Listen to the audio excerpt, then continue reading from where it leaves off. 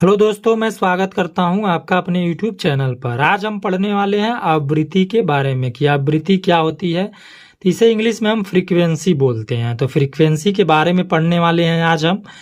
1 second में उत्पन्न पूर्ण तरंगों की संख्या या 1 सेकंड में कुल दोलनों की संख्या को आवृत्ति कहते हैं। तो आवृत्ति किसे कहती हैं? 1 सेकंड में उत्पन्न पूर्ण तरंग की संख्या या 1 सेकंड में कुल दोलनों की संख्या को हम आवृत्ति कहते हैं। 1 सेकंड में गुजरने वाले संपीड़नों तथा विरलनों की संख्या को भी आवृत्ति कहते हैं। यानी जब 1 सेकंड में गुजरने वाला संपीड़न और विरलनों की संख्या को भी हम क्या बोलते हैं? आवृत्ति बोलते हैं। हमने संपीड़न के बारे में भी पढ़ लिया है और विरलन के बारे में भी पढ़ लिया है कि ये क्या होते हैं। यह वीडियो आपको प्लेलिस्ट में मिल जाएगी, आप जाके देख सकते हैं। इसे अक्सर अंग्रेजी अक्षर यफ से दर्शाया जाता है। यानी जो आवृत्ति होती है इसलिए हम अंग्रेजी अक्षर स्मॉल एफ से दर्शाते हैं। इसका एसआई मात्रक हर्ट्ज होता है। यानी जो आवृत्ति होती है, जो फ्रीक्वेंसी होती है, इसका मात्रक हर्ट्ज होता है।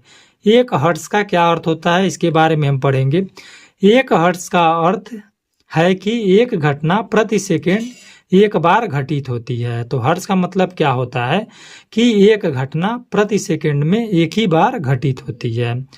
आवृत्ति का बड़ा मात्रक किलो हर्ट्ज होता है। यानी जब हम आवृत्ति को बड़े मात्रक से दर्शाते हैं तो इसका बड़ा मात्रक जो होता है वह होता है किलो हर्ट्ज।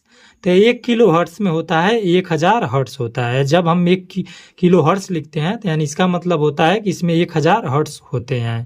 उदाहरण से हम समझेंगे।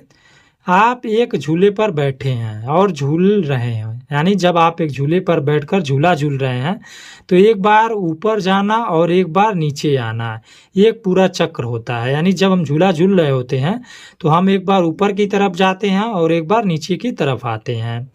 आप जितनी बार 1 सेकंड में ऊपर नीचे जाते हैं वही झूले की आवृत्ति होती है। यानी जब हम झूला झूलते हैं तो हम ऊपर और नीचे जाते हैं, उसमें जब 1 सेकंड में हम जितनी बार ऊपर नीचे जाते हैं उसी को हम क्या बोलते हैं? तो उसी को हम आवृत्ति बोलते हैं।